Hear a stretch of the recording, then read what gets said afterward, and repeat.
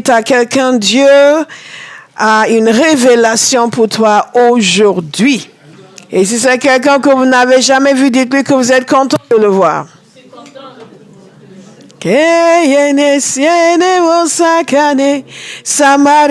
Regardons ensemble dans Romains chapitre 12, qui est notre passage pour cette série sur le renouvellement de l'intelligence. Il y a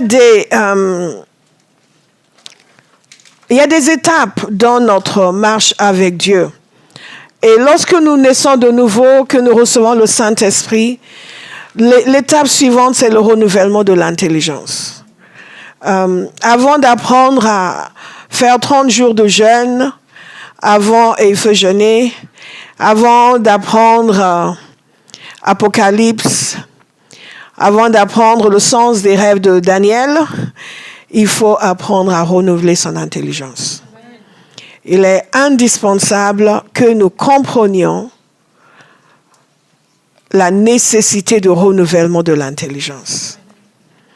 Je vous ai expliqué à ceux qui étaient à la prière que si nous prions, mais que nous ne changeons pas notre manière de penser, nous n'aurons aucun résultat.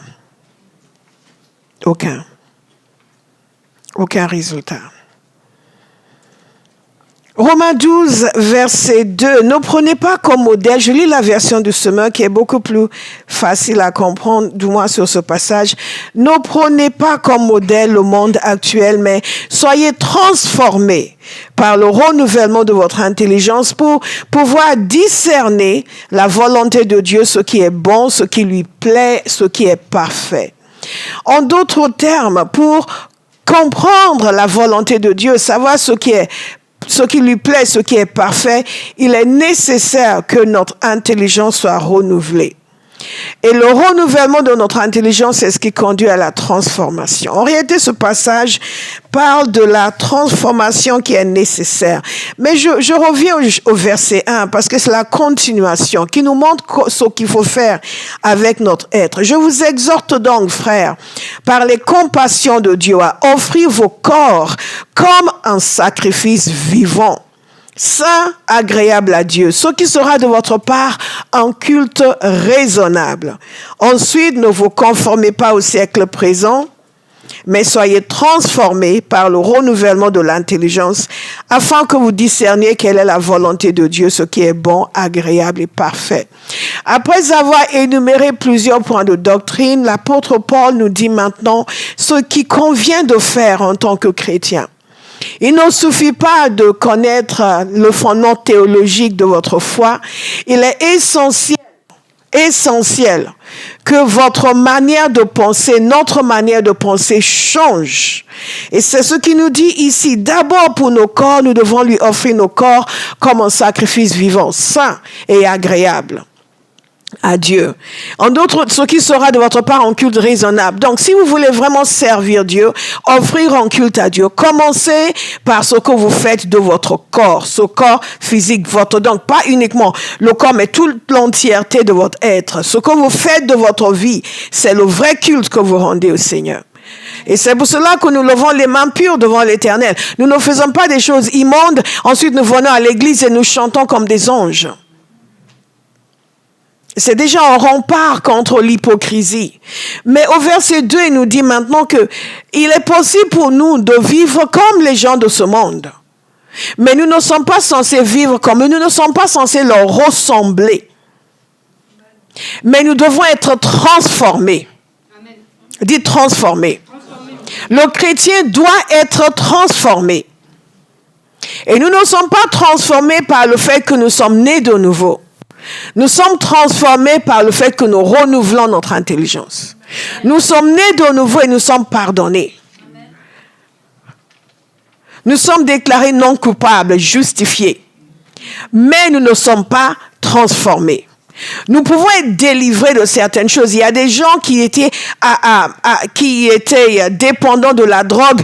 La puissance de Dieu vient sur eux à la conversion et ils arrêtent de prendre de la drogue. Et il y a beaucoup de choses. Certains d'entre vous, vous aviez certaines activités horribles, mais il y a une puissance de Dieu qui est venue sur vous à votre nouvelle naissance et vous n'aviez plus d'appétit pour ces choses. Alléluia. Mais ce n'est pas ça la transformation. La transformation, ça c'est la délivrance. La transformation se passe dans votre être à travers ce qui se passe dans votre tête. Il est important de le comprendre parce que c'est là où le bas blesse. Les gens veulent la délivrance mais ne veulent pas la transformation. Parce que la transformation s'opère non seulement par la puissance directe de Dieu qui est appliquée à votre vie quand quelqu'un prie pour vous, mais la transformation s'opère par votre choix de changer votre manière de penser. C'est important de le comprendre. Et vous avez entendu la puissance avec laquelle notre bien-aimé lunetté ici a prié du fond de la salle. Est-ce que vous avez remarqué la puissance et l'énergie qui était dans sa prière? Cette énergie-là n'était pas une énergie physique, c'était une énergie qui était le fruit de la révélation qu'elle a commencé à recevoir. En d'autres termes, du renouvellement en cours de son intelligence. En réalité, quand vous ne renouvelez pas votre intelligence, vous passez à côté, je vous ai dit cela depuis le début, de ce que Dieu veut faire avec votre vie, parce qu'il y a des dépôts en vous, et il y a des choses qui vont faire naître à l'intérieur de vous, qui va vous propulser dans une dimension de marche avec Dieu et d'action en Dieu, mais ces choses ne se produiront que si vous changez votre manière de penser. Alléluia. Donc, de façon très simple, lorsqu'on parle de renouvellement de l'intelligence, on parle simplement de changer sa manière de penser. Et de commencer à penser comme Dieu pense. Mais il y a un mot ici qui est capital et ça nous montre pourquoi en réalité c'est si essentiel. Je vous ai expliqué depuis le début, c'est le 6e message sur le renouvellement de l'intelligence. Mais je vous ai expliqué depuis le début que c'est la transformation qui est notre objectif. L'instruction que nous avons, c'est que nous soyons transformés. Qui est notre instruction? L'instruction, c'est soyez transformés. Le moyen, c'est le renouvellement de l'intelligence. L'objectif, c'est d'être en phase avec la volonté de Dieu. Vous me suivez? D'être en phase avec la volonté de Dieu. Soyez transformés. Donc, chacun de nous doit poursuivre la transformation. Nous ne renouvelons pas notre intelligence pour pouvoir être guéris. Et nous serons guéris si nous renouvelons notre intelligence. Nous ne renouvelons pas notre intelligence pour pouvoir recevoir des finances. Et nous recevons les finances si nous renouvelons notre intelligence. Nous renouvelons notre intelligence pour pouvoir être transformés et connaître la volonté de Dieu et vivre selon la volonté de Dieu. Alléluia. Dis transformation. Transformation. Ce mot transformation est un mot puissant. Parce que j'ai enseigné par le passé que c'est le même mot que métamorphose. Mais est-ce que vous savez que c'est exactement le même mot qui est utilisé lorsqu'il a été question de la transfiguration de Jésus? Et je veux mettre quelqu'un en appétit ce matin. Pour que vous compreniez que quand Jésus a été transfiguré, dans Matthieu chapitre 17, il nous a dit ceci, au verset 17 au verset 1. 6 jours plus tard, Jésus prit avec lui Pierre, Jacques et Jean, son frère, et les emmena sur une haute montagne à l'écart. Il fut transfiguré devant eux. Son visage se mit à resplendir comme le soleil. Ses vêtements prirent une blancheur éclatante comme la lumière. Dans Luc ou Marc, si je me souviens bien, il nous a dit que ses vêtements prirent une blancheur éclatante de telle sorte que rien au monde ne pouvait les rendre si blancs. Vous me suivez? Une blancheur, et ici il dit comme la lumière, et c'est exactement le même sentiment qui est exprimé. Et tout cela, et son visage était illuminé comme le soleil. Son visage se mit à resplendir comme le soleil. Si vous faites nos parallèles, ça veut dire que lorsque nous sommes transformés, nous sommes en fait nous aussi transfigurés. Amen. Que nos vies commencent à resplendir comme le soleil. Amen. L'objectif de Dieu, c'est de nous amener dans une façon d'être, de faire et de vivre où nous resplendissons. Mais vous ne pouvez pas resplendir si vos pensées sont pourries. Mais quand nos pensées commencent à s'harmoniser avec la pensée de Dieu, nous commençons à resplendir. Dites à quelqu'un, resplendis. Alléluia. Ce n'est pas, je n'ai pas le droit de regarder ces choses bizarres, donc je vais arrêter. Non, non, non. C'est que ces choses vont ternir ta splendeur. Moi, je veux resplendir. La même image, la transfiguration de Jésus. Et son visage resplendissait comme le soleil. Ses vêtements étaient d'une blancheur éclatante, comme la lumière. Et c'est exactement ce qui se produit à l'intérieur de nous, lorsque nous sommes transformés par le renouvellement de l'intelligence. C'est un changement profond. Beaucoup de gens, malheureusement, ne connaissent pas cette vie intense avec Dieu, des pensées purifiées, en cœur, en phase et en harmonie avec Dieu. En tant qu'enfants de Dieu, nous ne sommes pas censés passer nos vies à nous débattre contre tel sentiment de tristesse, de dépression, de colère, de vexation en permanence. Non. Non, non, non. Dieu veut changer notre perception des choses. Il veut que nous ayons la même perception des choses que lui. Il veut que sa logique devienne la nôtre. Il veut nous donner une logique qui dépasse la logique humaine. Pensez par exemple à Jésus. Lorsque vous allez voir, quand vous lisez les évangiles, vous allez voir que Jésus était souvent en contradiction avec les gens, ou les gens étaient souvent en contradiction avec lui, même ses disciples. Pourquoi? Parce que leur intelligence n'était pas renouvelée. Et les choses qu'il faisait leur paraissaient étranges. Quand il devait nourrir 5000 hommes, il a dit à ses disciples, vous donnez-leur à manger. Ils ont dit, comment ça donner-leur à manger? Mais même en nom de salaire, ne suffit pas à nourrir tous ces gens. Tout ce que Jésus disait leur paraissait étrange. Si le Seigneur le permet, nous allons vous passer en revue quelques situations comme cela pour que vous compreniez l'impératif pour nous de renouveler notre intelligence. Parce que nous ne sommes pas plus futés que ses disciples. Ils étaient avec le maître, ils étaient avec lui, ils le voyaient faire des choses extraordinaires. Et à chaque fois, ils étaient là, mais pourquoi il dit ça? Et pourquoi l'intelligence n'était pas renouvelée? Bien aimé, c'est comme ça que nous fonctionnons aujourd'hui dans notre marche avec le Seigneur. Dieu veut agir, il dit ceci, nous on est là, mais je ne comprends pas, mais j'avais l'impression que le Seigneur m'a dit, mais non, c'est pas possible. Ça vous est déjà arrivé? Oui, on a eu une parole, mais bon, on a prié, après on n'a rien vu. Pourquoi? Parce que l'intelligence n'était pas renouvelée. Quand l'intelligence est renouvelée et que l'on a reçu une parole, nous allons rester dedans, entêtés. Cette situation doit changer parce que l'Éternel a parlé et il n'est pas un homme pour mentir. Mais les gens veulent, oui, mais bon, on nous avait donné des prophéties, mais bon, on n'a rien vu. Ça, c'est une intelligence non renouvelée. Est-ce que vous commencez à comprendre pourquoi c'est important de renouveler notre intelligence? Il y a des gens qui seront sauvés de la mort parce que vous aurez renouvelé votre intelligence. Quand Satan va dire, lui, il va mourir, et que toute la situation semble désespérée, il faut un homme et une femme dont l'intelligence est renouvelée, qui va dire, nous n'allons pas lâcher. Nous nous tenons avec lui, il va sortir de ce lit. Il va marcher, il va courir, il va danser. Alléluia. Il va sauter. Les symptômes vont disparaître. La maladie va disparaître. Oh, ils ont dit qu'il va mourir. Non. Dites à quelqu'un, renouvelle ton intelligence.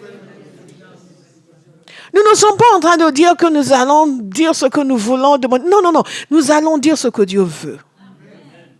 Pensez comme Dieu pense. Alléluia.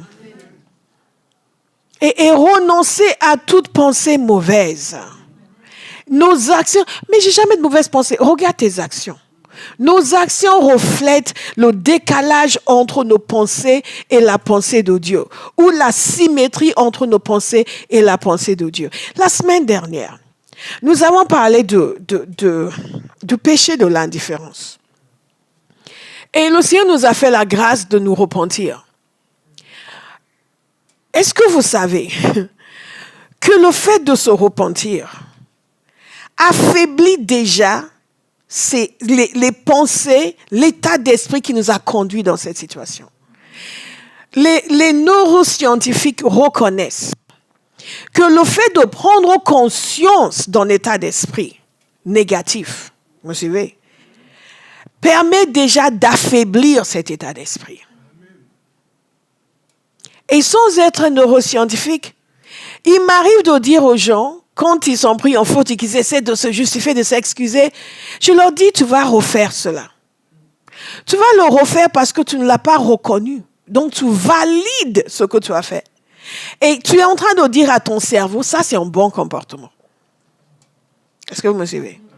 Et inéluctablement, ils le refont. Et encore plus grave que précédemment. Et il y a des gens qui veulent juste passer à autre chose. Donc, ok, ils ne veulent pas en parler, ils ne veulent pas l'examiner. Si vous ne l'examinez pas, vous n'avez pas renoncé à cette pensée. Vous n'avez pas renoncé à l'état d'esprit qui vous y a conduit. Et les gens pensent que oui, mais je ne veux pas être culpabilisé. Non, Dieu ne culpabilise pas, il délivre.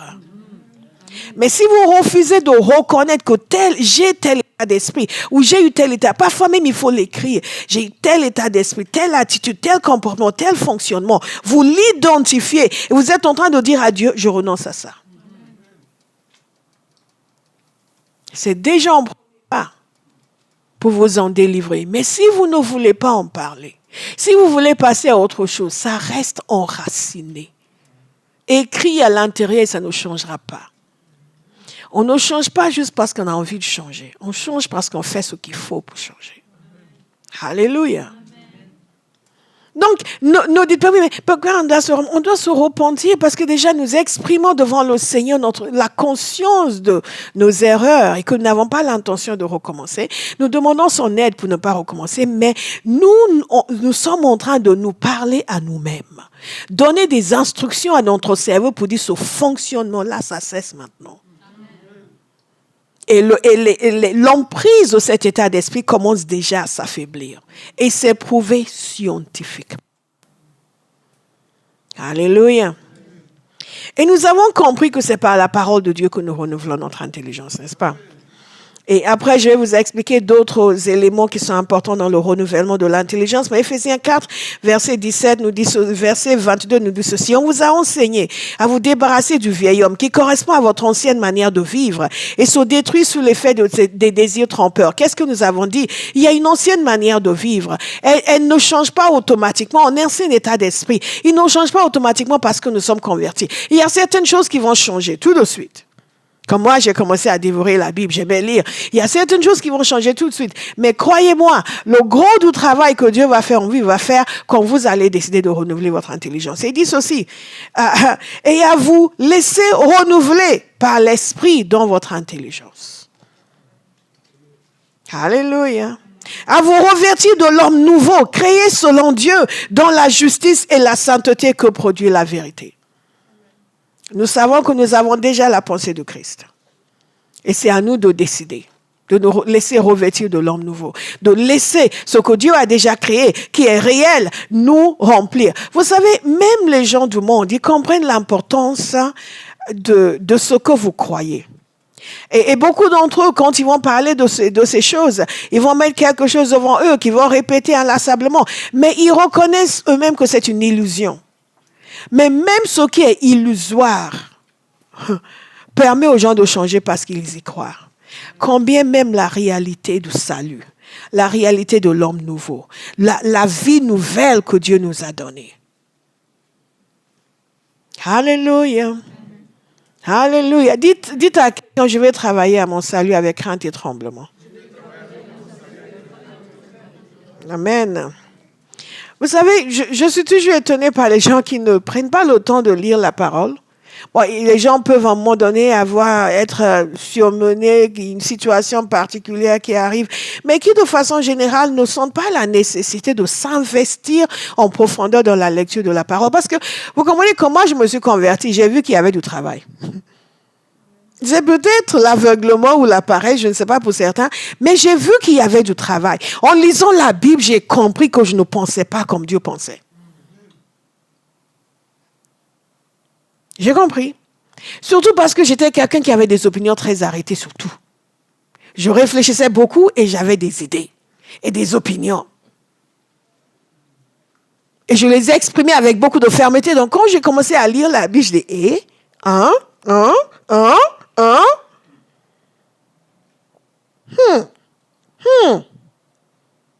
tout de suite. Parce que, vous comprenez, pour beaucoup de gens, la Bible, c'est un livre pour les encourager et les réconforter. Ce n'est pas vrai. Elle nous encourage et nous réconforte, mais son objectif, c'est de nous amener à connaître Dieu et à penser comme Dieu. Ce qui veut dire que quand vous lisez quelque chose dans la parole, vous êtes vraiment censé le faire. Merci ma fille, c'est la seule qui a dit amen. Parfois nous lisons la parole, nous allons souligner des choses, mais nous n'y prêtons pas attention parce que nous pensons que c'est juste écrit comme ça. Non! Nous sommes vraiment censés nous y conformer. Vous allez voir comment votre vie va changer. Quand vous allez comprendre que ce qui est écrit dedans, vous êtes vraiment censé le faire.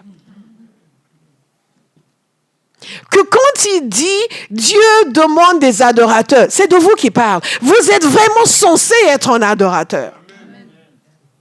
Et il n'y a pas d'exception. C'est pas oui, le Seigneur sait que c'est pas évident en ce moment. Non, pas du tout. Quand il a écrit que ce sont il cherche, Dieu est esprit et il faut l'adorer en esprit et en vérité. Vous comprenez? Il est en train de penser à MC. Que MC doit l'adorer en esprit et en vérité. Alléluia.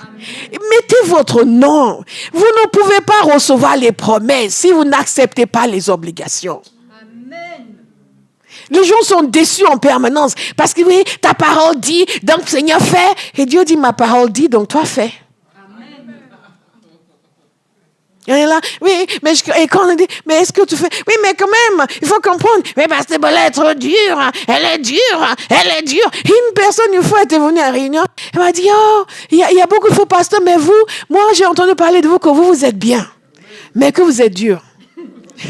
J'ai dit, les gens qui pensent que je suis Dieu sont soit les gens qui ne veulent pas servir Dieu, ou les gens qui veulent vivre dans le péché.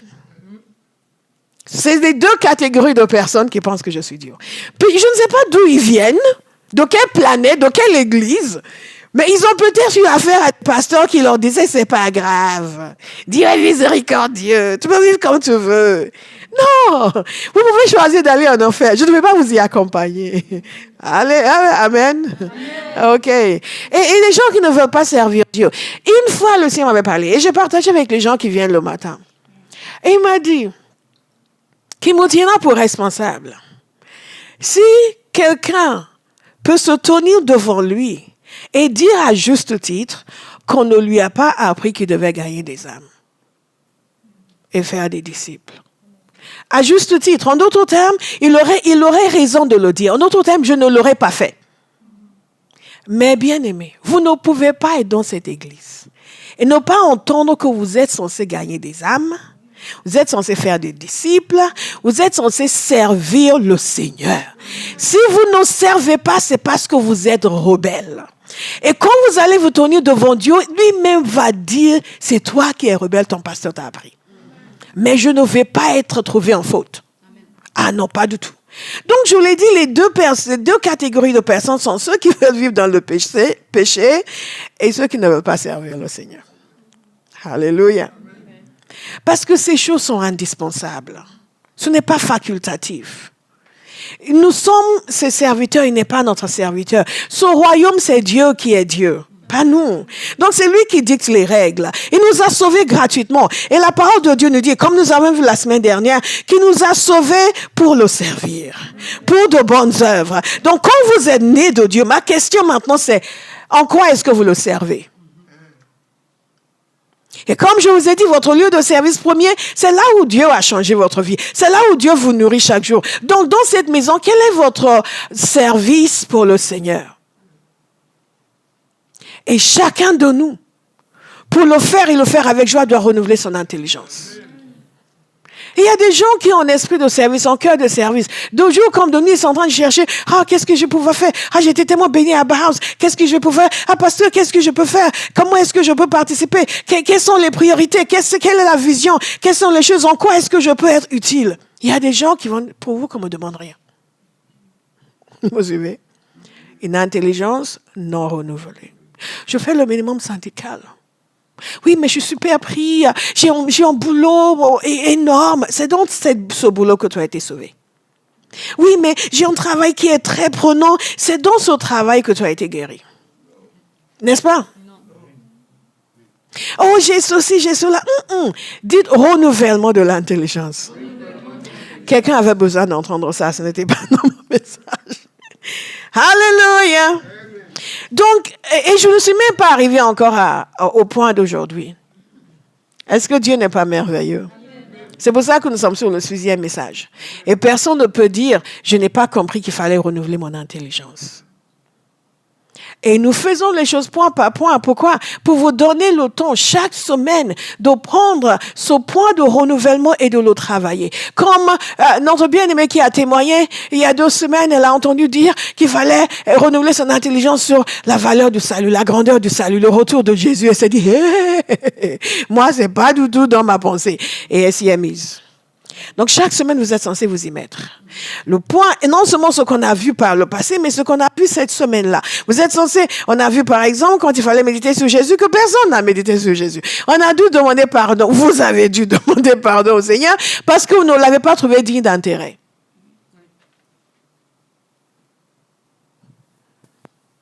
Et cette semaine,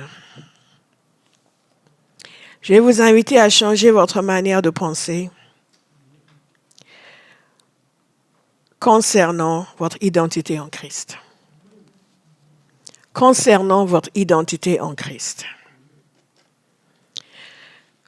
On peut donner beaucoup de références, même psychologiques, scientifiques, pour expliquer à quel point votre manière de vous voir est capitale, fondamentale pour votre vie et votre bien-être. Et le renouvellement de l'intelligence, ce n'est pas sans censé dire, je suis le plus grand, je suis merveilleux, I'm enough. No, you're not enough. Jesus only is enough. Alléluia. Et ne tombez pas dans ce piège de l'affirmation de soi pour soi ou des discours de motivation. Les discours de motivation peuvent servir une saison, mais si c'est juste pour dire que vous êtes ce que vous n'êtes pas, un jour, vous allez vous rendre compte que vous ne l'êtes pas. Ça va vous booster un moment, mais when push comes to shove, ce que je n'ai pas encore trouvé comment dire en français. Quand vraiment vous êtes le dos au mur, tout ce château de cartes que vous êtes construit va s'écrouler. Mais quand votre vision de vous-même est basée sur la parole de Dieu, sur ce que Jésus a obtenu à la croix, c'est une réalité que personne ne peut vous enlever. Amen. Alléluia. Et une des choses où nous avons beaucoup de mal, c'est que les gens, soit ils se laissent écraser par l'ennemi parce qu'ils ont une mauvaise vision d'eux-mêmes, soit ils sont excessivement orgueilleux dans la chair parce qu'ils ont une mauvaise image d'eux-mêmes. Nous pouvons pécher par excès d'orgueil ou excès d'humiliation. Je ne parle pas d'humilité. Amen. Et très souvent, la question de l'identité est capitale. Et j'ai souvent enseigné là-dessus ici. Et très souvent, les gens, leur image d'eux-mêmes est le fruit des expériences, enfin en général pour nous tous, est le fruit des expériences passées. Parfois, ça date de l'enfance. Parfois, c'est récent. Il y a des gens qui ont le chic de croire, les gens qui ne sont même pas censés écouter. Et les paroles pénètrent en nous. Si nous ne savons pas comment gérer les choses, nous allons finir par avoir une image de nous-mêmes qui ne correspond pas à la vérité. Il y a des gens qui ne sont pas enseignables. Parce qu'ils ont une image d'eux-mêmes qui ne correspond pas à la réalité. Ils s'exaltent. Ils s'y croient, comme on dit en bon français. Et des gens comme cela, leur fierté n'est pas basée sur la conscience de leur identité en Christ, mais sur une image charnelle qui se sont fait et que l'ennemi a renforcée. Il y a des personnes qui ont un esprit, qui ont des démons d'orgueil, qui ont des démons qui les poussent à rejeter la correction, à se mettre en avant, parfois à se mettre en arrière et se vanter du fait qu'eux ne sont pas de ceux qui se mettent en avant. C'est vraiment insidieux. L'assurance et le repos que nous avons doit être le résultat de la conscience de ce que Jésus a fait pour nous et ce que nous sommes devenus grâce à son sacrifice. Donc, vous ne pouvez pas faire l'économie de cette méditation. Si vous faites l'économie de cette méditation, votre intelligence ne sera pas renouvelée. Les pensées que vous avez vous concernant ne vont pas correspondre à la vérité. Certains vont penser que tout se passe bien jusqu'à ce que quelqu'un leur fasse quelque chose de terrible et ils sont complètement dévastés. Ils se disent, à quoi bon, qui suis-je? Je ne suis rien, je ne suis personne. Et je parlais tout à l'heure de l'absence de repentance et de la repentance. Il y a des gens qui ne se repentent jamais parce que, pas parce qu'ils sont orgueilleux, mais parce que déjà, ils ont une très mauvaise image d'eux-mêmes. Donc, à chaque fois qu'ils doivent admettre qu'ils se sont trompés, ils ont l'impression qu'ils sont diminués. Écoutez attentivement ce que je suis en train de vous dire. Ils se sentent diminués du fait de reconnaître qu'ils se sont trompés, donc ils veulent faire comme si ça n'a pas existé. Mais en réalité, ils s'enfoncent davantage. Ils s'enfoncent davantage. Et l'ennemi va continuer à jouer sur cela et leur donner l'impression qu'ils ne valent rien. L'identité que nous avons en Jésus n'est pas liée à notre valeur, mais à la valeur de son sacrifice. L'être humain est un pécheur. Nous avons chuté, tous ont chuté, tous ont péché et ont été privés de la gloire de Dieu. Mais en Jésus, il nous a gratuitement justifiés. Si vous n'avez pas la révélation de la justification, vous allez rester sur la conscience du fait que vous êtes un pécheur. Et à chaque fois que l'on va essayer de vous montrer quelque chose que vous avez mal fait, vous allez vous sentir diminué. Parce que vous n'avez pas la conscience d'avoir été justifié. Il y a des gens qui n'ont absolument pas la conscience qu'ils sont pécheurs. Ils pensent que c'est eux les meilleurs, c'est eux les plus grands.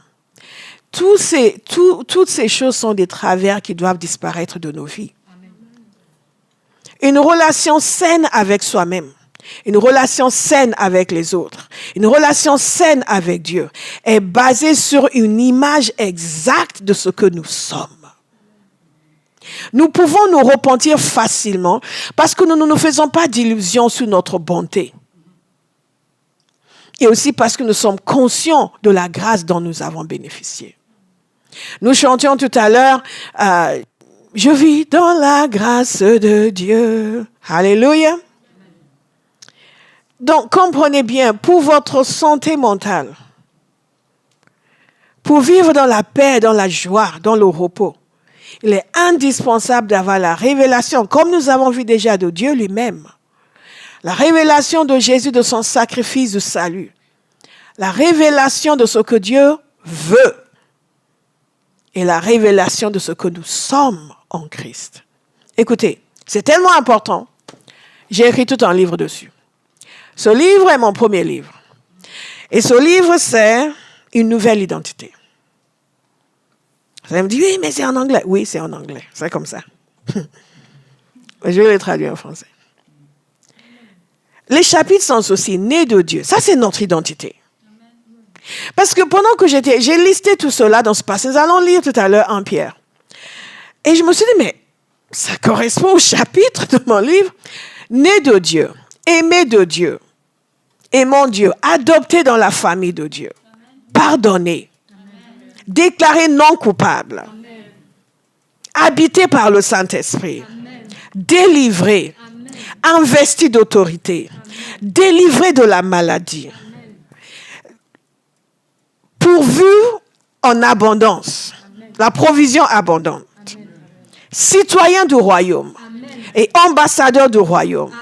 Que demande le peuple? Alléluia! Et je vous assure, il y a une amie qui était venue, je lui ai offert un exemplaire. Elle a tout lu d'entrée parce que c'est un petit livre. Elle a lu d'entrée sur le train en retournant à Londres. Elle m'a appelé, elle m'a dit, tout chrétien devrait avoir ce livre. Tout chrétien devrait avoir ce livre. Parce que, bien aimé, il y a certaines... Je me souviens quand on était petit, mon père avait une certaine renommée dans notre coin du monde. Et j'ai grandi avec ce sentiment d'appartenir à une famille importante. Vous me suivez? D'être la fille d'un homme important. Et d'être moi-même pas mal de ma personne. Et c'est sécurisant. Je suis arrivée à l'âge adulte avant de comprendre que la vie peut secouer les gens. Parce que j'ai grandi dans un environnement où ma famille était valorisée, j'étais valorisée. Est-ce que vous me suivez? Je me souviens, il y avait un ami ici à Paris quand on était étudiant. Un jour, il m'a dit, toi, ça se voit que tu as grandi dans un milieu favorisé. Je dis, pourquoi? Il m'a dit, tu as une assurance et une aisance. Il a dit, moi, par contre, il venait du Mans, il m'a dit, moi, par contre, tu vois, je viens d'une famille ouvrière. J'ai dit, mais ça n'a rien à voir avec ta famille. Mais après, j'ai compris. Il y a des gens qui vivent dans des circonstances, ils ont été abusés, mais qui ont quand même... Mais la majorité des gens sont influencés mentalement par l'image qui leur a été renvoyée dès leur enfance de ce qu'ils sont. Mais ce qui est merveilleux, c'est qu'en Christ, la séparation est enlevée. Est-ce que vous m'entendez? La séparation est enlevée. Que vous ayez une image hyper mauvaise de vous-même, que tout le monde vous ait craché dessus toute votre vie, que vous ayez été rejeté partout, quand vous êtes en Christ, la parole nous dit que nous sommes une nouvelle création. Que les choses anciennes sont passées. Et toutes choses sont devenues nouvelles. Et quand vous vous donnez la peine de méditer là-dessus, tout ce qui est haillant va disparaître de votre vie. Le sentiment d'infériorité va disparaître. Le sentiment de ne pas être à votre place va disparaître. De ne pas être bien dans votre peau, tout cela disparaît. Et il y a une force, une aisance, Je vous expliquais l'autre jour, à la défense, quand je vous parlais de ce passage de 1 Pierre, ce qui se passe quand vous savez qui vous êtes né de nouveau. Nous avons vu d'abord la grandeur du salut. Parce que quand vous dites maintenant que je suis sauvé, ça a une importance pour vous. Je vous ai dit que nous ne vivons pas cette chose de la même manière, n'est-ce pas? Certains, je suis né de nouveau, mais ils vont dans des endroits, ils se sentent tout petits. Moi, je suis né de nouveau partout où je vais. I'm here. Amen. Je suis né de Dieu. Aïe! On ne va jamais nulle part tout seul. Nous sommes entourés par des anges. Et vous savez, c'est une question de renouvellement de l'intelligence. Parce que vous pouvez fonctionner.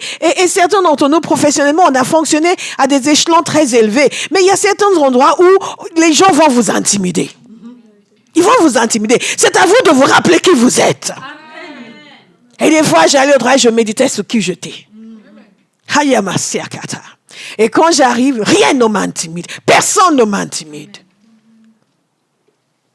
Mais plus que le fait de ne pas être intimidé par les gens, il faut pouvoir vivre la paix, la joie, le repos, la sécurité. Et pouvoir croire et avancer. Je vais vous lire un passage que nous avons déjà lu, mais regardez avec moi. Thank you, Jesus. Dans 1 Pierre chapitre 2. En lisant ce passage-là, l'avant-dernière fois, nous avions parlé de Jésus, n'est-ce pas? Comment nous sommes censés voir Jésus. Dans ce passage, maintenant, nous allons parler de nous-mêmes. Comment nous sommes censés nous voir. Est-ce que vous êtes encore là? Il y a des gens qui vont, chrétiens depuis combien d'années? Vous avez dit, oui, je ne sais pas, dans cette église, les gens ne m'aiment pas. What is wrong with you? What is wrong with you? Pourquoi tu te regardes à travers les yeux des autres? Mais si tu sais qui tu es, tu vas les aimer. Et si tu sèmes l'amour, tu vas moissonner l'amour. c'est un peu comme, je me souviens quand j'étais étudiante, je chantais beaucoup dans la rue, je chantais beaucoup dans les métros, et j'avais une amie, on était un peu, we were just happy, Jesus. Et dans les métros, on chantait. Les gens nous regardaient, ils souriaient. Et à un moment donné, j'ai remarqué que dans la rue, quand je marchais dans la rue, les gens me souriaient. Et j'ai compris pourquoi les gens me souriaient. Parce que j'avais un sourire aux lèvres. Et je n'étais pas conscient du fait que je souriais. Pourquoi je vous dis cela? Parce que l'image que vous avez de vous-même va influencer votre manière de fonctionner, va influencer votre relation avec les autres. Et les gens vont refléter envers vous ce que vous libérez sur eux. Alléluia. Oui, mais moi j'aime les gens, ils m'aiment pas. Il y a des gens qui ne vont pas t'aimer. Mais c'est sûr et certain qu'il y a des gens qui vont t'aimer. Mais nous ne sommes pas là à attendre l'amour parce que nous ne sommes pas dépendants de l'amour des autres. Nous sommes dépendants de l'amour de Dieu. Amen. Quand vous savez qui vous êtes en Christ, vous n'êtes pas en train de chercher l'amour avec un microscope. Non, vous êtes en train de donner au maximum. Dites à quelqu'un, donne au maximum. Donne au maximum. Mon désir dans cette église, c'est de voir des gens qui savent qui ils sont et qui sont forts, et qui ont un mental solide. Alléluia. Alléluia. Alléluia. Alléluia. Et vous ne diminuez pas rien. Bien aimé, il se passera des choses dans la vie. Vous vous investissez et tout s'écroule. Vous avez l'impression que vous ne valez rien. Non, n'oubliez pas qui vous êtes. N'oubliez pas qui vous êtes. Approchez-vous de Christ, la pierre vivante, verset 4. 1 Pierre 2, verset 4. La pierre vivante rejetée par les hommes est choisie et précieuse devant Dieu. Et nous avions vu cela il y a 2 semaines. Et maintenant, et vous-même, regarde, on parle de vous maintenant. En tant que pierre vivante, laissez-vous édifier pour former une maison spirituelle, un groupe de prêtres saints. Vous dites, ouais, il parle de pasteur. Non, il parle de Charlène. Amen. Et de Paul. Amen. Et d'Armide. Et d'Evenson. Sans oublier Christelle. Un groupe de prêtres saints. C'est qui ce prêtre? Quelqu'un dit Jésus. Non, c'est nous. C'est nous. Jésus est notre souverain sacrificateur. N'est-ce pas? Mais chacun de nous, nous sommes des prêtres. Amen. Vous allez comprendre la prêtrise et l'importance. Afin d'offrir des sacrifices spirituels. C'est pour ça que nous sommes des prêtres. Nous offrons des sacrifices spirituels que Dieu peut accepter par Jésus-Christ. Et nous avons vu à partir du verset 6 qu'il est la pierre angulaire, précieuse. Nous l'avons étudié, nous allons donc passer directement au verset 9.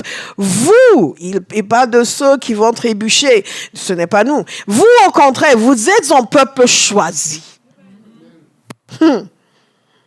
Des prêtres royaux, une nation sainte. Vous n'êtes pas là. Hein?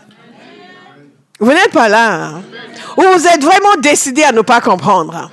Vous êtes décidé à ne pas renouveler votre intelligence? OK. Vous, au contraire, vous êtes un peuple choisi. Amen. Des prêtres royaux. Amen. Une nation sainte. Un peuple racheté. Amen. Afin de proclamer les louanges de celui qui vous a appelé des ténèbres à sa merveilleuse lumière. Amen. Alléluia. Vous savez déjà dans Deutéronome chapitre 7, verset 6, Dieu disait à Israël, tu es un peuple saint pour l'Éternel ton Dieu. L'Éternel, ton Dieu, t'a choisi pour que tu sois un peuple qui lui appartienne. Parmi tous les peuples qui sont à la surface de la terre. C'est ce que Pierre est en train de nous dire ici. Hey, hey, hey. Hey, hey, hey. Hey, hey, hey. Hey, hey, hey. Ceci me parle. C'est une des premières choses que j'ai apprises quand je suis devenue chrétienne. Et nous avions un chant que nous chantions, que je vous ai souvent chanté ici. You are the chosen generation, a royal priesthood, a holy nation, a peculiar people, to show forth the praises of him who has called us out of darkness, out of darkness, out of darkness, into His marvelous light, into His marvelous light. J'ai appris que nous sommes une génération choisie. Oh, je ne peux pas vous expliquer la joie que cela m'a fait. Entrer dans le royaume de Dieu et de commencer à chanter We are the chosen generation, a royal priesthood, a holy nation, a peculiar people. Hey, to show forth that we are a chosen generation. Amen. Nous sommes un peuple choisi, une nation sainte. Un peuple mis à part pour Dieu. Alléluia. Quelqu'un va méditer. Hein? Parce que si vous me laissez, je ne prêche plus, je commence à crier. Parce que c'est tellement réel à l'intérieur de moi. Que nous sommes un peuple choisi, mis à part pour Dieu. Yamase kota. Hayomese. Je ne sais pas s'il y a un jour qui passe où je ne dis pas au Seigneur, I belong to Jesus. Lord, I belong to you. Je t'appartiens.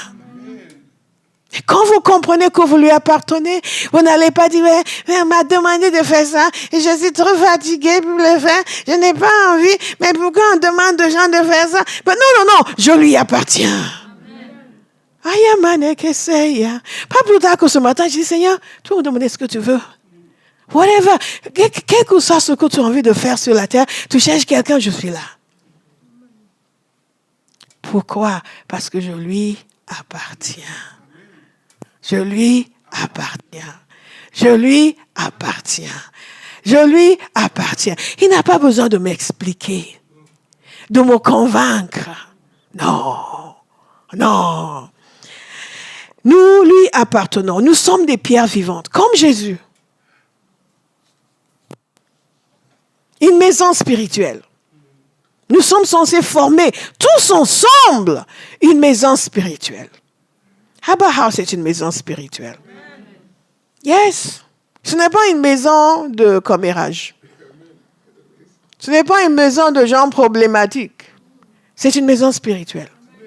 Nous sommes unis par l'amour de Dieu, le sang de Jésus. Une maison spirituelle, ce n'est pas comme n'importe quelle maison. Jésus est précieux pour nous. Et les frères et sœurs sont précieux pour nous. Quand vous avez cette révélation, vous allez voir l'Église différemment. Nous avons parlé la semaine dernière du péché de l'indifférence. L'indifférence est le fruit de la non-révélation, de ce que nous sommes individuellement et ce que nous sommes en tant que corps. Oh yes, absence de renouvellement de l'intelligence. C'est quoi Tebashekata? Regardez, il dit ceci, je vais vous lire Éphésiens 2, chapitre, verset 19. Vous êtes encore là? Ainsi donc, ça c'est encore un de mes passages qui me font crier. Woo! I feel like shouting. La révélation est une chose merveilleuse. Le renouvellement de l'intelligence est quelque chose d'extraordinaire. Wow! Vous n'êtes plus des étrangers, ni des résidents temporaires. Vous êtes au contraire concitoyens des saints, membres de la famille de Dieu. Plus des étrangers. Amen. Je sais quand j'étais encore une étrangère, quand les gens venaient m'annoncer l'évangile, et que je faisais ça, oui, mais en quoi tous en Dieu, mais j'étais une étrangère. Et moi-même, je savais que ils ont quelque chose que je n'ai pas. Mais quand je me suis convertie, my God, je savais que j'étais devenue membre de la famille de Dieu. Pas n'importe quelle famille. La famille de Dieu. La famille de Dieu. Que quelqu'un crie révélation, Seigneur. Révélation, Seigneur. C'est sur ces choses que nous devons méditer. Certains d'entre vous, vous devez fermer les réseaux sociaux et ouvrir vos Bibles. Parce que ce que vous mettez à l'intérieur de vous va déterminer ce que vous deviendrez.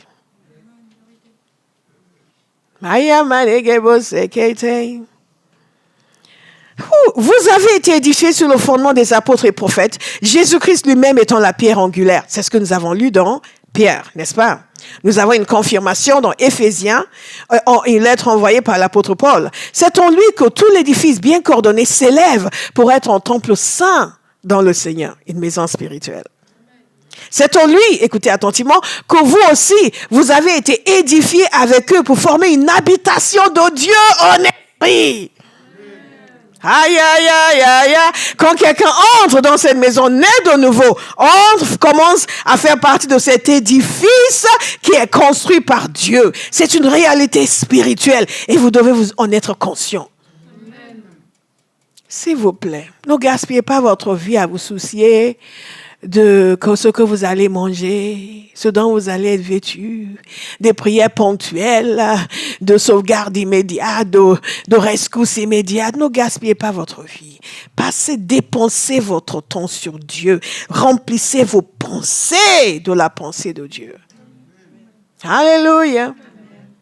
Il y a des fois, les gens viennent, oh Seigneur, j'ai besoin de ça. Ils vont passer 3 mois à prier, à demander de l'aide dans ce domaine. Alors que s'ils avaient passé leur temps à méditer sur le Seigneur, dès que le problème s'est produit, ils auraient su tout de suite ce qu'il fallait faire. Alléluia. Vous voulez savoir comment éviter l'incendie ou vous voulez juste apprendre à éteindre l'incendie?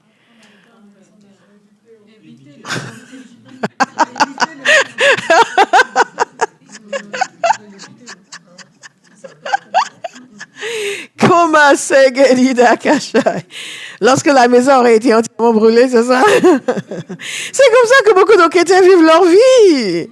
Ils passent de catastrophe en catastrophe parce qu'ils ne veulent pas absorber les pensées de Dieu. Mais je crois des choses meilleures vous concernant. Une habitation de Dieu en esprit. Vous ne pouvez pas méditer sur cela sans que votre pensée change. Vous qui avez été rejetés par vos 2 meilleurs amis, mais la parole de Dieu nous dit que vous faites partie de la famille de Dieu. Concitoyens des saints. Une habitation de Dieu. 1 Corinthiens 6, verset 19 nous dit ceci. Ne le savez-vous pas? Votre corps est le temple du Saint-Esprit, qui est en vous et que vous avez reçu de Dieu. Vous ne vous appartenez pas à vous-même. Vous ne pouvez pas renouveler votre intelligence sur le fait que, en fait, vous appartenez à Dieu. Votre corps appartient à Dieu et continue à dire, mais j'ai du mal à arrêter le péché. Vous savez?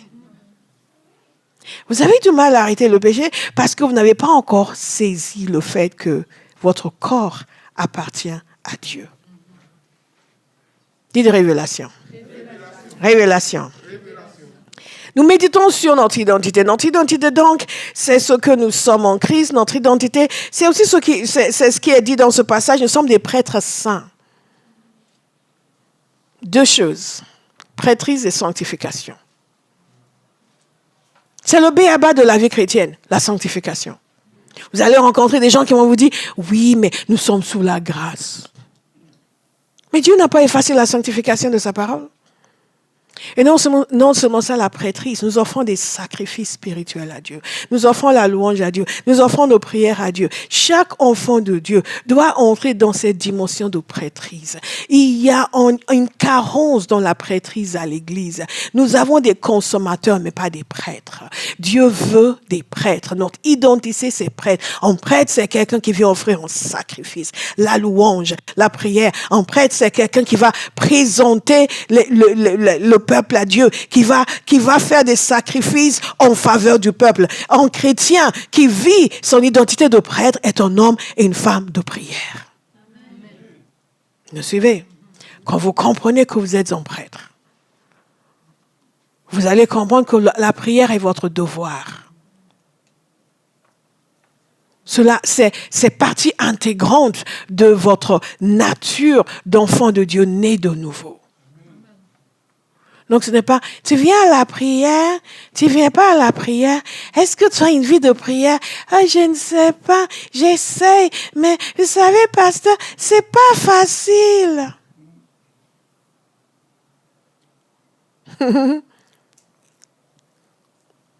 L'absence de renouvellement de l'intelligence nous fait prolonger le séjour dans le désert. Quand je comprends que je suis un prêtre, je ne consulte pas mes émotions pour savoir si je dois prier. Je sais que c'est mon identité et c'est ce que Dieu attend de moi. Et que tant que je n'entre pas dans ces dimensions, ma vie, je suis en train de vivre une vie chrétienne au rabais. Et je refuse. Je refuse. Je refuse. Je vous ai souvent dit comment le Seigneur m'avait interpellé une fois. J'étais encore à la fac.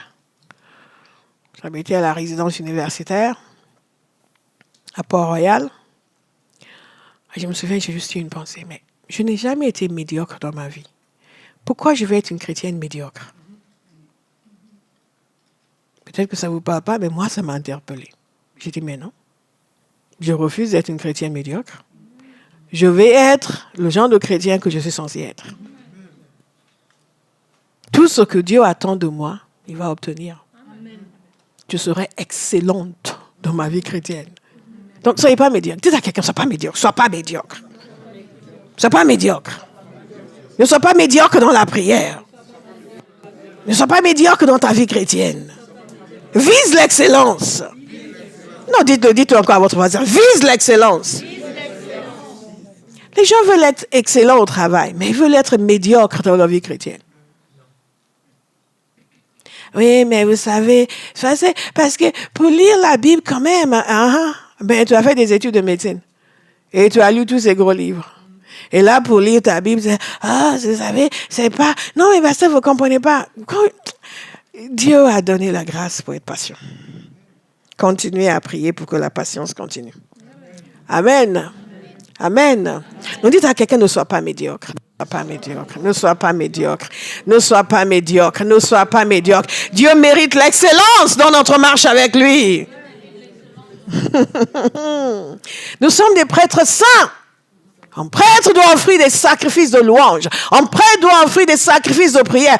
Un prêtre doit intercéder pour le peuple. Un prêtre doit se tenir dans le lieu de prière, dans la présence de Dieu et avoir une vie de prière vigoureuse. Alléluia.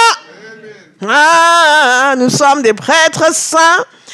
Et donc, l'Hébreux 10 nous dit aussi, ainsi frères et sœurs, nous avons par le sang de Jésus l'assurance d'un libre accès au sanctuaire. Il dit, par Jésus-Christ, c'est comme ça que nous sommes des prêtres. Parce que Jésus a ouvert l'accès au sanctuaire. Rien ne nous empêche d'entrer dans la présence de Dieu. Rien ne nous empêche de nous tenir dans la présence de Dieu. Je suis toujours émerveillé par la réponse de Dieu à l'être humain. Vous preniez juste un peu de temps pour faire plus, aller plus loin avec lui, faire un jeûne supplémentaire, mettre du temps et le Saint-Esprit se manifeste. Oh, Holy Ghost, what are you doing here? C'est tellement émerveillé. Wow!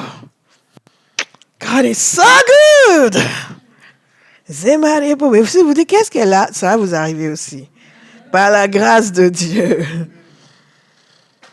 Nous avons vu la semaine dernière que dans Tite 2,14, il nous a dit qu'il s'est donné lui-même pour nous afin de nous racheter de toute faute et de se faire un peuple qui lui appartienne. Voyez encore, c'est le troisième témoignage du fait que Dieu, son objectif, c'est que nous soyons un peuple qui lui appartient. Purifié et zélé pour de belles œuvres. Ça, c'est l'identité du chrétien. Nous appartenons à Dieu. Nous sommes choisis. Nous sommes mis à part. Nous sommes son peuple. À lui. Séparés des autres. Nous sommes à lui. Et nous le servons. Ça fait partie de l'identité du chrétien. Ce n'est pas quelque chose de supplémentaire que le chrétien fait pour Dieu. Parce qu'il aime Dieu. Et il veut être gentil avec lui. Non. La nature du chrétien, c'est la prêtrise, c'est le service. Alléluia. Et dès que je dis que nous sommes justifiés, dès le service, amen. Vous avez intérêt à aimer, parce que Dieu ne va pas changer sa parole pour vous plaire. Mais nous allons changer, et au fur et à mesure que nous changeons, sa parole va nous plaire. Parce que le but, c'est que la pensée de Dieu devienne notre pensée. Que ce qui plaît à Dieu commence nous aussi à nous plaire. Alléluia. Thank you, Jesus. Une nation sainte. Et dans Exode 19, c'est ce qu'il a dit à son peuple. Il dit, si vous écoutez ma voix, si vous gardez mon alliance, vous m'appartiendrez personnellement parmi tous les peuples, car toute la terre m'appartient. Vous serez pour moi un royaume de prêtres et une nation sainte. Et c'est ce qu'il a dit aux Israélites. Et c'est ce qu'il dit aux chrétiens. Alléluia. C'est ce qu'il dit à Paul. Alléluia. C'est là où vous devez vous voir dans la Bible. Pas juste où il dit, je vais prospérer les œuvres de tes mains. Pas juste où il dit, je vais te multiplier. Il y a des gens, les seuls versets qu'ils peuvent citer dans la Bible, c'est la prospérité. C'est tout ce qu'ils connaissent, c'est tout ce qu'ils méditent. Et donc, ils se demandent pourquoi leur cœur est gagné par l'amour de l'argent. Parce qu'il y a un manque d'équilibre. Est-ce que Dieu veut que vous soyez prospères? Absolument. Nous sommes un peuple racheté. Dites racheté. Et dans ce peuple racheté, dans cette notion de peuple racheté, ça veut dire que nos péchés sont pardonnés. Le prix a été payé pour nous libérer. It's too wonderful. Hallelujah. Hallelujah. Hallelujah. Il nous a ouvert les yeux. Nous sommes ceux qui sont ses bien-aimés aujourd'hui. C'est comme ça que vous devez vous voir. Le bien-aimé de Jésus. La bien-aimée de Jésus. Hallelujah. Quand vous méditez dessus, vous savez, son salut est trop extraordinaire. C'est pour ça que Pierre était tellement enthousiaste. Il n'était pas comme nous. Il n'a pas passé son temps à quémander. Ah Seigneur, si tu ne me donnes pas cette maison, comment les gens vont savoir que je suis chrétien?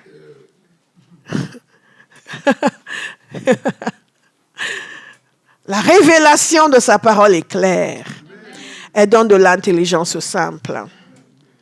Le temps est déjà passé, donc je ne vais pas m'attarder longuement. Mais autre chose, notez-le s'il vous plaît. Si je peux, je reviendrai dessus la semaine prochaine. Sinon, vous allez étudier et méditer de votre côté. Nous avons déjà évoqué beaucoup de choses, mais nous devons méditer sur notre identité. C'est ce que nous venons de voir. Donc, toute cette semaine, vous allez méditer sur votre identité. Vous allez réécouter ce message, vous allez reprendre les versets et méditer dessus. Vous allez les écrire, mettre votre nom, les prier, les déclarer, demander au Père que ça entre en vous. Il y a un facteur joie dans cette vie chrétienne. On ne peut pas comprendre ces réalités et ne pas être rempli de joie. Je vous assure. Même les gens qui ne sont pas convertis vont remarquer votre joie. Amen. Et tout cela vient de la révélation de la parole, du renouvellement de l'intelligence. Le renouvellement de l'intelligence est tellement capital. Cela contribue à votre stabilité mentale, émotionnelle, spirituelle, croissance spirituelle. La transformation, comme nous avons vu dans Romains 12. Alléluia. Si dans votre vie chrétienne, vous n'allez pas bien, il y a une seule chose à faire, allez renouveler votre intelligence. Je vous assure. On peut prier pour vous et obtenir pour vous une solution ponctuelle. Mais pour que cette solution soit durable, vous devez changer votre manière de penser. Nous pouvons prier pour vous et vous serez guéris. Mais quand Satan va décider de venir vous rendre visite de nouveau et d'amener des symptômes, vous devez avoir renouvelé votre intelligence sur le fait que vous avez droit à la guérison. Et vous allez lui tenir tête. Je ne permets pas. Hein. Tout prendre tes symptômes, vous disparaissez ensemble. Mais beaucoup de gens n'ont pas renouvelé leur intelligence. Donc, qu'est-ce qu'ils vont faire? Ils vont dire, je pensais que j'avais été guéri. Donc finalement, c'est revenu. Vous comprenez? Vous savez ce qui va se passer? Ça va revenir. Parce que même les neuroscientifiques reconnaissent que 80% de ce qui se passe dans notre vie est le résultat de ce que nous pensons. Et même, beaucoup de gens ne le savent peut-être pas, mais vos pensées ont un impact sur votre santé. Pas uniquement vos pensées sur la puissance pour guérir. Non. Vos pensées de façon générale ont un impact même sur votre digestion. Même sur votre système digestif, sur le fonctionnement de votre corps. Est-ce que quelqu'un est attentif ce matin? Donc, imaginez si vous deviez renouveler votre intelligence et que tout ce que vous pensez, c'est « je suis né de Dieu ». J'appartiens à Dieu. Je fais partie de sa maison spirituelle. Une nation sainte, un peuple acquis et rempli de bien-être en continu parce que vous voyez qui vous êtes en Dieu. Vous n'êtes pas en train de penser à tel frère qui m'a mal parlé. Il va voir, parce que je suis gentil. Il va comprendre que moi aussi, je peux être dur. Quand vous avez ce genre de pensée, vous êtes en train d'inviter la maladie dans votre corps. Parce que même sur le plan physiologique, vos pensées ont un impact sur votre corps. Est-ce que vous me suivez? C'est important. Donc, quand Dieu nous donne des instructions, ce n'est pas pour rien. Ce n'est pas pour rien. Il y a des gens qui ont l'habitude de passer du temps dans ça, de commencer à penser à dire, penser à ça, penser à... Il m'a dit, après j'ai dit... Je sais que les gens le font. Parce que moi, avant, je le faisais. Avant, je le faisais. Donc, on vous enseigne des choses qu'on a appliquées et qu'on applique. Quand j'étais une jeune femme, je pensais beaucoup. Je ruminais sur tout. My God! Je changeais le monde tous les jours. Tous les jours. Je réfléchissais sur tout. Alors, si j'ai une discussion avec les gens, etc., quand je rentre à la maison, je commence à repasser toute la discussion. Ah oui. Les parties bonnes, les parties mauvaises. Et les parties mauvaises particulièrement. Je repassais, je revenais dessus, je repassais. Et après, mon imagination allait me dire, la prochaine fois, je vais dire ça. Vous ne le faites pas. Hein. Mais moi, je le faisais. Vous savez, tout ça, ça ne vous apporte rien. Je vous assure. Et un jour, le Seigneur m'a parlé. Il m'a dit de changer ma manière de penser. Vous allez me dire, c'est dans la Bible. Je le sais. Comme certains d'entre vous, c'est dans la Bible, mais vous ne le faites pas. Et une amie à l'époque, on avait pris ensemble, elle m'a donné une parole du Seigneur. Il y a peut-être 25 ans. Elle m'a dit, le Seigneur me dit de te dire que tu es sa servante. Je n'étais pas dans le ministère à l'époque. Mais je servais à l'église, j'aidais les gens. Tu es sa servante. Tu dois changer ta manière de penser. Je dis, oh! Et vous savez, ce n'est pas juste repasser toutes les situations, toutes les circonstances.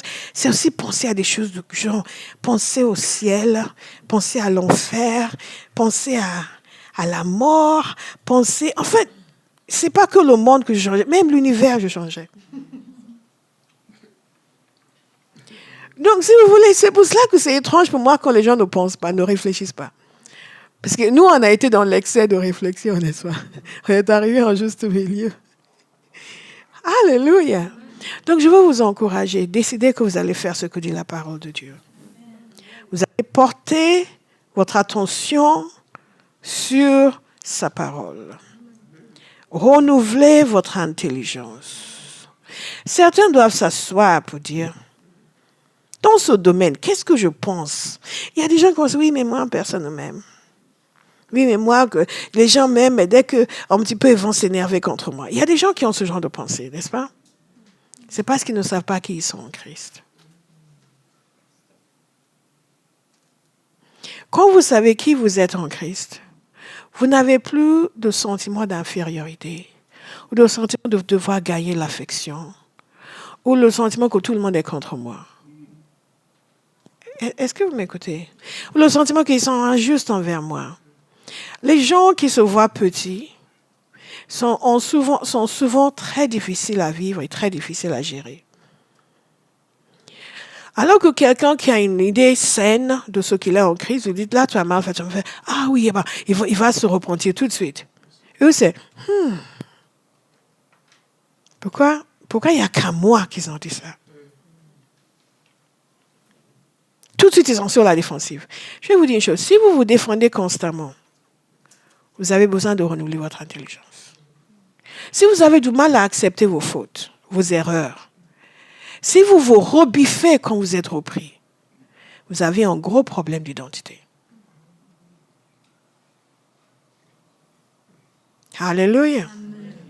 Vous avez un sérieux problème d'identité. Ne dites pas que c'est les gens, ils parlent comme ça. Non. Écrivez. Quand vous rentrez à la maison, écrivez. Quelles pensées sont dans ma tête me concernant? Faites-le, s'il vous plaît. Écrivez-les. qu'est-ce que je pense sur moi-même? Il y a des gens qui s'autodétruisent en permanence dans leurs pensées, qui se sabordent en continu. Mais quelle idée! Quelqu'un disait la semaine dernière, l'incompétence, ce n'est pas l'incompétence, c'est la méchanceté de cœur. La rébellion vis-à-vis de la parole de Dieu. Parce que quand Dieu vous dit, quand l'apôtre Paul, inspiré par le Saint-Esprit, dit « Je peux toutes choses par Christ qui me fortifie », qu'est-ce que vous avez à dire? Mais je ne sais pas, j'arrive pas, je ne peux pas. Pourquoi on me demande ça? C'est pas évident, c'est trop compliqué. Non, vous avez un problème d'identité.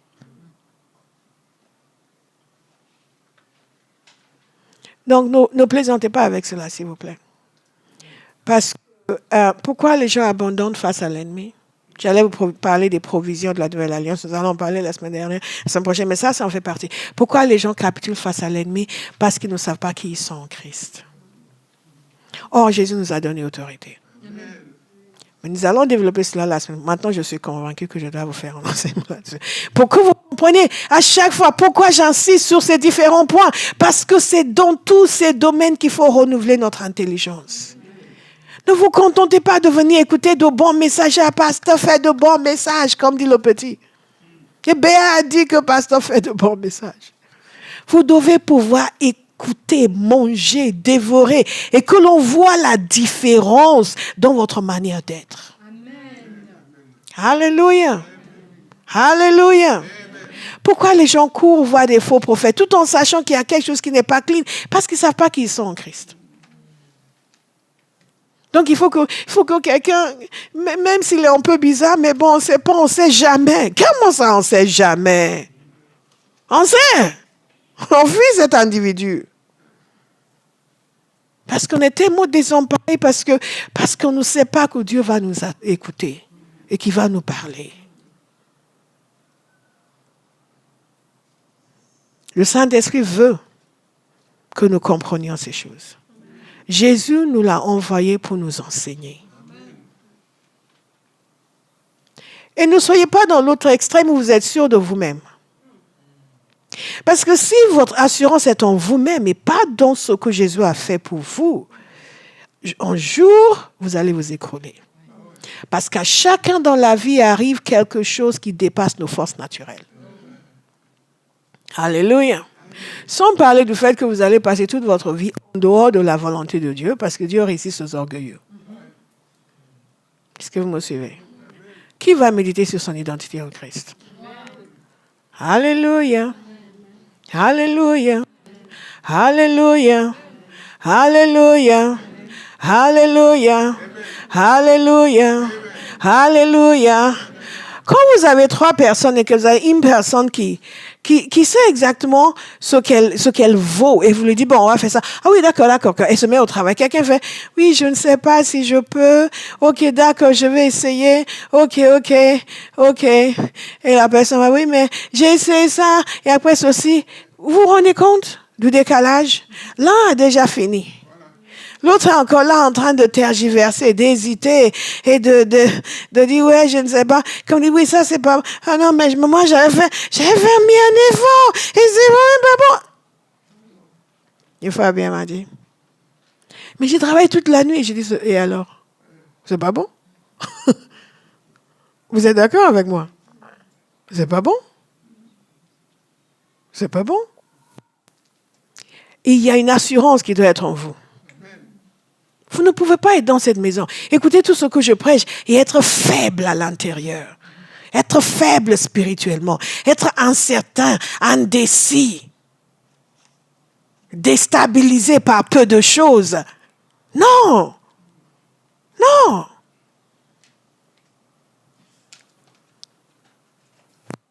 I know who I am. Vous me suivez? Nous sommes un peuple choisi. Une nation sainte. Un peuple qui appartient à Dieu. Nous ne sommes pas n'importe qui. Mais ce ne sont pas juste des mots pour se vanter. C'est une révélation qui change notre pensée.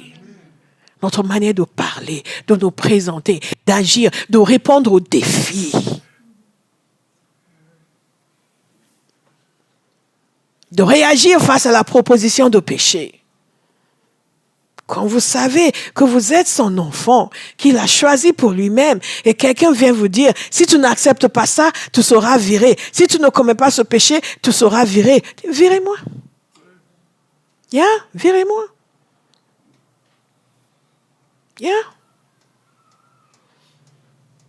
Parce que vous savez que vous avez un père et qu'il ne va pas vous abandonner. Vous ne vous sentez pas... Vous avez un sentiment de sécurité. Dites sécurité. Assurance. Force. Certitude. On peut prendre des décisions difficiles. On peut renoncer aux choses parce qu'on sait qui on est en Christ. Et on sait que sa main est sur nous. Il ne va pas nous abandonner. Une fille peut dire non à un garçon qui lui dit, si tu n'acceptes pas de coucher avec moi, je vais te quitter. C'est dit, au revoir. Bye bye Peter. Parce que vous savez qui vous êtes. Que ce corps n'est pas à vendre. Ce n'est pas à donner à des gens. Tout ne vaut pas. Vous lui dites, tu n'es pas un homme de valeur. Tu n'es pas un homme de valeur. Tu n'es pas assez Jésus pour moi. Non, tu n'es pas à mon niveau. Sorry. Parce que vous savez qui vous êtes. Vous n'avez pas besoin de quelqu'un pour vous renforcer dans votre estime, dans vous accepter parce que vous ne voulez pas le perdre. Perdez-le vite. Perdez-le vite. Parce que ce genre de goujat, dans le mariage, il va faire ça avec d'autres filles. Il va dire, si tu m'aimes, mais tu es marié. Oh, tu sais, c'est pas important. Je vous le dis. C'est pour ça que je dis toujours aux hommes de valoriser leur fille. Ta fille doit savoir qu'elle est une princesse. Elle doit avoir un sentiment d'identité. Quand son identité est ferme, il n'y a aucun garnement qui peut venir lui faire un chantage. C'est comme ça dans la vie chrétienne. Les gens subissent des chantages du diable, subissent des chantages au travail, subissent des chantages de ceci, parce qu'ils ne savent pas qui ils sont en Christ. Ils ont peur que s'ils perdent ça, qu'est-ce qu'ils vont devenir? Vous allez devenir ce que vous êtes déjà, un enfant de Dieu, béni par son Père, avec la provision divine dans sa vie. Amen. Remercions le Seigneur. Can we sing I Know Who I Am?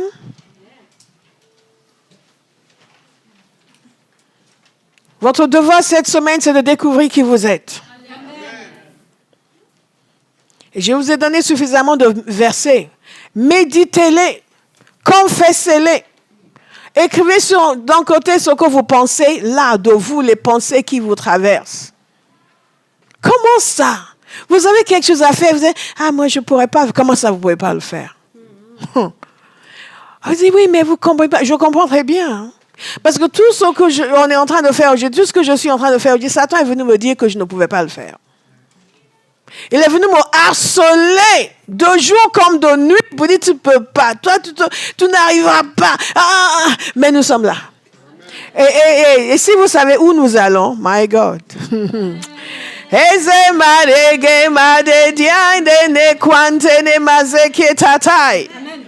Alléluia. On ne fait pas semblant. On prend son cahier, on écrit, voilà les pensées qui me viennent en tête. Voilà ce que dit la parole de Dieu. Et je médite dessus, je médite dessus, je médite dessus. Je le prie sur ma vie et je le dis en continu. Amen. Alléluia. Amen. Moi, je fais partie d'un peuple choisi. Amen. Mis à part pour Dieu. Amen. J'appartiens à Dieu. Amen. J'appartiens à Dieu. Amen. Alléluia. Amen. Vous le méditez, vous le dites. Vous le méditez, vous le dites. Vous le méditez, vous le dites. Vous le méditez, vous le dites. On continue. Amen. Dites on continue. On continue. On continue. On continue. On continue. On continue. On continue. Vous décidez de vos pensées. Amen. Vous ne subissez pas vos pensées. Amen. Alléluia. Amen. On décide, on choisit, on change ses pensées pour se mettre en accord avec les pensées de Dieu. Et quand Dieu viendra vous dire, vous faites une erreur, vous commettez un péché, vous demandez pardon, vous allez savoir que vous êtes pardonné. Amen. Vous n'allez pas vous culpabiliser pendant 20 ans. Au point où personne ne doit évoquer ce genre de situation, vous vous sentez encore diminué. Je le sais, ça m'est déjà arrivé. Et moi, ce n'était même pas une erreur que j'ai commise, c'est un mal que les gens m'ont fait. Et ça m'a tellement affecté dans l'église, pas à Bauhaus. Ça m'a tellement affecté qu'à chaque fois, quand ces gens-là venaient encore, je me sentais, j'ai dû renouveler mon intelligence. J'ai dû pardonner et j'ai dû renouveler mon intelligence. Dis à quelqu'un, renouvelle ton intelligence. Renouvelle ton intelligence. Renouvelle ton intelligence. Renouvelle ton intelligence. Il ne faut pas retenir les gens en otage. Alléluia. C'est vous qui allez souffrir. Donc, parce que Marie-Cécile avait, je l'utilise comme exemple, comme j'utilise Béa parce que je sais qu'elle ne va pas se fâcher. Elle avait l'habitude de venir tout le temps en retard. Maintenant, elle a changé. Mais on ne peut plus parler des gens qui sont en retard parce qu'à chaque fois, elle va sentir, c'est moi qui suis visée. Donc, elle nous oblige à nous taire. On ne peut plus parler du retard. Comme si elle était la seule personne sur la planète qui vient en retard. Ça, c'est un manque de renouvellement de l'intelligence. Si à chaque fois on évoque une erreur que vous avez commise, un péché que vous avez commis par le passé, et qu'à chaque fois vous sentez qu'ils sont en train de parler de moi, vous devez renouveler votre intelligence. Une des choses qui va vous aider, c'est que les gens ne pensent pas à vous autant que ce que vous pensez. Donc ne pensez pas que les gens vous visent à chaque fois, parce qu'ils ne pensent pas autant que ça. Alléluia. Oui, on était ensemble, on était à trois. Ils étaient en train de parler, je savais que c'était de moi. Non, le problème, c'est vous. Parce que même s'ils parlaient de vous, ça ne devrait pas vous toucher. Dès lors où vous êtes repentis devant le Seigneur, qu'ils en parlent à longueur de journée, c'est leur problème. Vrai ou faux? Amen. Mais vous êtes constamment affectés, vous devez renouveler votre intelligence. Vous ne pouvez pas dire aux gens d'enlever le retard de leur vocabulaire parce que vous en avez été coupable. Alléluia. Alléluia. Dites à quelqu'un, je sais qui je suis. Je sais qui je suis. Beaucoup de gens chantent ce chant, comme le précédent que je vous avais chanté, mais ils ne savent vraiment pas qui ils sont. Ils savent juste qu'ils sont censés savoir. Donc, ils chantent le chant avec beaucoup de zèle. Je sais qui je suis. Et je sais qui je suis. Et après, pasteur, ça ne va pas du tout. Comment ça, je ne savais pas qui tu étais? Oui, les gens sont contre moi. Je me sens déprimée tout le temps. Enfant, tu ne sais pas qui tu es. Tu ne sais pas qui tu es. Dites à quelqu'un, je sais qui je suis. Je sais qui je suis. Et vous me dites, oui, et si même il se passe quelque chose, je me sens pas bien, ça. Non. Reprenez la parole. Méditez de nouveau dessus. Rappelez-vous qui vous êtes. Méditez encore. Confessez-le encore. Et parlez à votre âme. Pourquoi tu t'abats, mon âme? Loue l'Éternel. Le psalmiste en a parlé. Maintenant je me sens triste. Chassez la tristesse. Chasse la tristesse. Rappelle à ton âme qui tu es.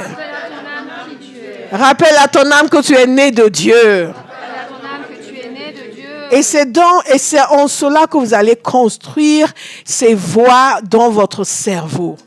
Vous comprenez? Quand il y a une confrontation et qu'au lieu de réagir en vous déprimant, vous réagissez en réaffirmant ce que dit la parole de Dieu. Là, vous construisez de nouvelles voies dans votre cerveau. Vous établissez cette vérité à l'intérieur de vous.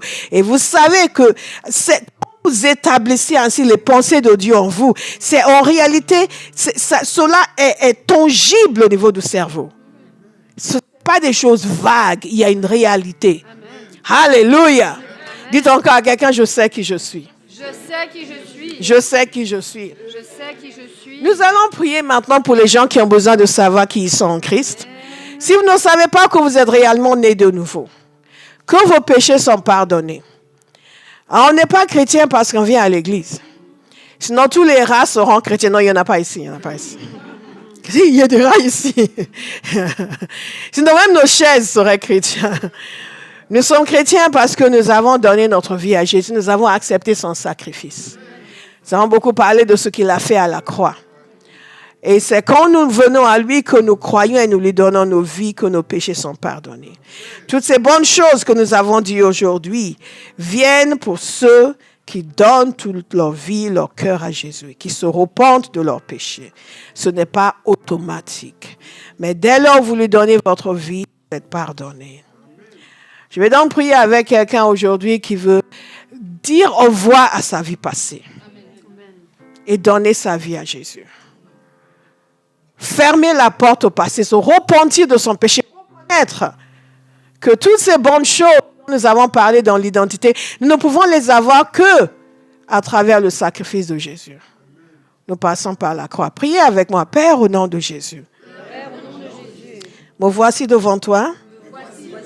Je reconnais que Jésus est le Fils de Dieu, qu'il est mort à la croix pour mes péchés et qu'il est ressuscité le 3e jour. Je te demande de me pardonner, Père, et je te donne ma vie aujourd'hui.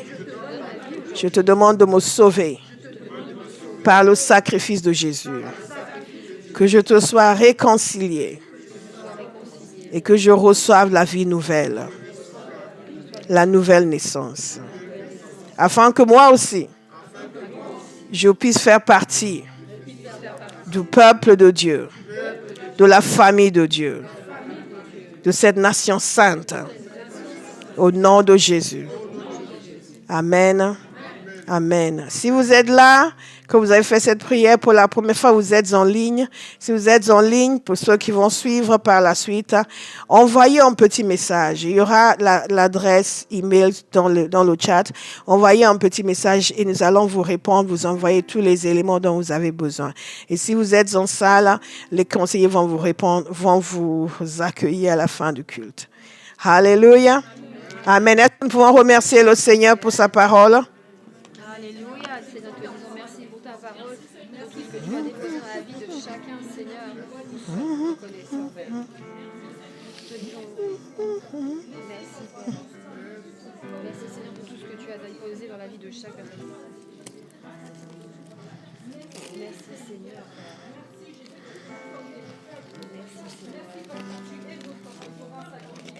Merci, Seigneur. Pour tout ce que tu as fait dans la vie de chacun, Seigneur, ce matin, à travers ta parole, je suis reconnaissant, Seigneur. Merci pour ce que tu as fait.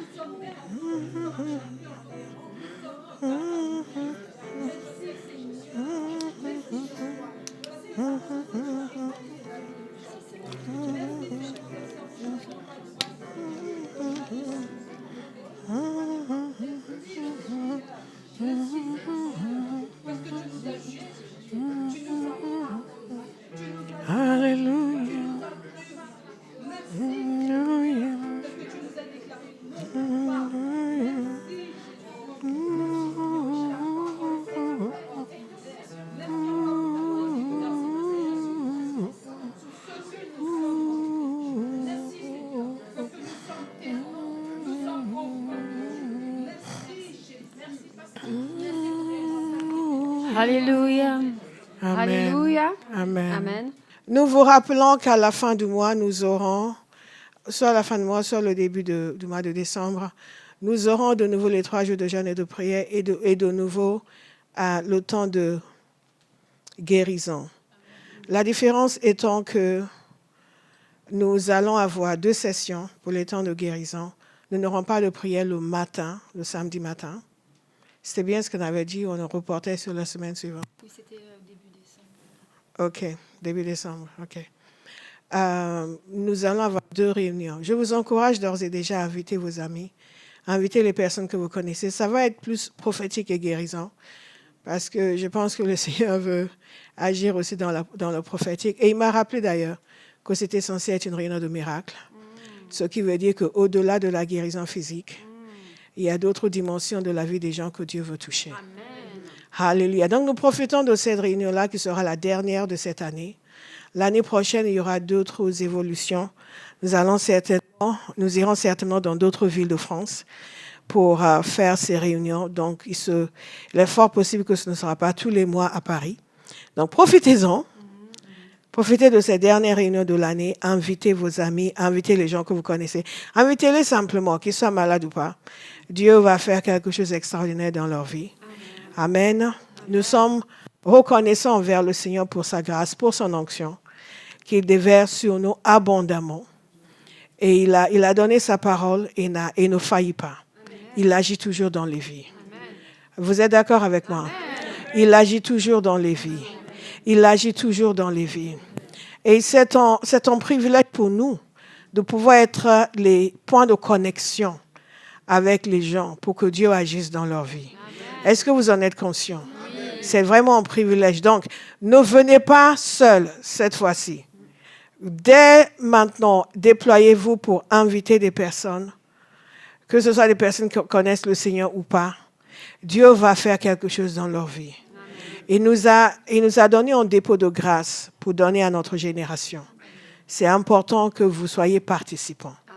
Ne vous excluez pas de cette opportunité d'être une bénédiction. Alléluia. Thank you, Jesus. Il y a quelque chose sur lequel j'essaie de mettre le doigt. Thank you, Holy Spirit. Priez en langue pendant quelques instants. Thank you, Holy Spirit. Thank you, Holy Spirit. Thank you, Holy Spirit. Thank you, Holy Spirit. Thank you, Holy Spirit. Thank you, Holy Spirit. Thank you, Holy Spirit. Thank you, Holy Spirit. Thank you, Holy Spirit. Thank you, Holy Spirit. Thank you, Holy Spirit. Thank you, Holy Spirit. Stekwande de kustakate. Lady de kostogodeshte kata. Azedo do kuna katete atokote akatete tia. Zanene koto no no sekiata de gezokoteata. Alede do kote manege de gado gostege de do stogorege. Holo no konte de sekia. Oh no steketia. Zomone keste kerubo stogote de sheka tete tia toto. Aregezo kote kerubo bobo steketia kata. Ranene no stogorege zekia. Tokorege zekia itodo do bozekia itodo do sheka. Ezo no kote gerege zado do de shoko. Alene no totoi. Father, thank you. Father, thank you. Father, thank you. Father, thank you. Kohazieta testa. Halidesta ko. Handedesta kai. Lord, thank you. Lord, thank you. Lord, thank you. Lord, thank you. Lord, thank you. L'Éternel campe autour de ceux qui le craignent et les arrache au danger. Nous allons annuler ce danger dans la vie de quelqu'un qui... Il y a une connexion avec nous. Il y a une connexion avec nous. Je ne sais pas de qui il s'agit, mais il y a une connexion avec nous. Donc nous élevons nos voix et nous prions pour annuler ce danger. Que l'Éternel campe autour de ce ou cette bien-aimée et l'arrache au danger. Élevez vos voix et priez. Père, nous prions, Seigneur, pour cette personne. Seigneur, que tu l'arraches au danger. Que tu campes autour de cette personne. Shakatatatia. Que tu l'arraches au danger. Gazakatia totomana kasakatetata. Satan, take your hands off. Take your hands off. Take your hands off in the name of Jesus. Take your hands off in the name of Jesus. Take your hands off in the name of Jesus. Samakatia totobese. Katetia totobere kasaka. Rakatokotiete kastakateke tokoteke tato sekadete. Lenga, lose them in Jesus' name. Lose them in Jesus' name. Lose them in Jesus' name. We draw them out of this danger. We pull them out of this danger. Yamanaka sete dodosh tagaragazo godiero do kose kiatata. Rano koto ketia katoko de keshtagaregezotote. Yanana koto kote. Kaide de koto kote. Kakate te toto. Areke nekian dodo de kere kakagodo shtegeregade. No. Take your hands off in Jesus' name. Hayanege bosegede. Narege bozokote. Hazegerega bostogoga shegeria. Holy Spirit, kenoko stegeria. Holy Spirit, lenogondege dosteno no bonde de giando do bosekiata. Hallelujah. L'Éternel campe autour de toi et t'arrache au danger. L'Éternel campe autour de vous et vous arrache au danger. Vous êtes arrachés au danger. Arrachés au nom de Jésus. Aïe giando mozekete. Keregazototia la naita totote yagade do sekiatai mayena masokote yekanana free Free in the name of Jesus. Free, free, free, free in the name of Jesus. Haswan kere satiate. Hana kote tiate ya. Yenano no shotiatata. Yenato toto shakatiata toto stakaida da desikata toto toto toto. Rana na ketata tata tete koto na kenta toto sekia. Haleda da deseka. No, no, no, no, no, no, no in the name of Jesus. No in the name of Jesus. No, no, no in the name of Jesus. Hey na hasiata teha.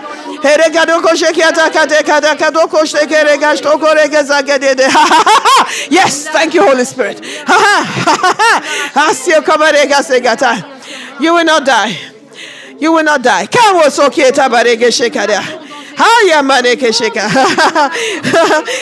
you.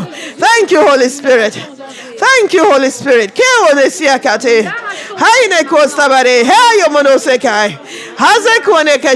you, Holy Spirit. Thank you, Holy Spirit.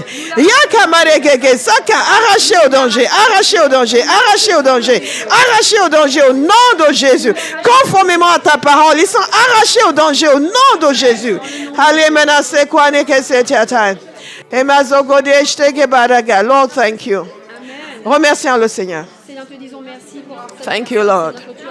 Thank you, Lord. Merci, Seigneur, du danger d'où tu l'as tiré, Seigneur. Nous sommes reconnaissants pour ce que tu as fait, Seigneur. Nous sommes reconnaissants pour l'avoir tiré, Seigneur.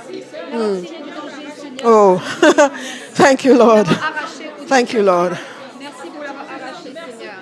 Merci pour l'avoir arraché au danger, mon Père. Merci pour l'avoir arraché au danger, Seigneur. Thank you, Lord. Merci pour l'avoir arraché So au good, danger. so good, so good. Seigneur, pour être Daddy, you're so good, so good. Holy Ghost, you're so good. Thank you, so good, so good. So good. Thank you, Lord. So good, so good. Thank you, Lord. Thank you, Lord. Thank you, Lord. Thank you, Lord. Thank you, Lord.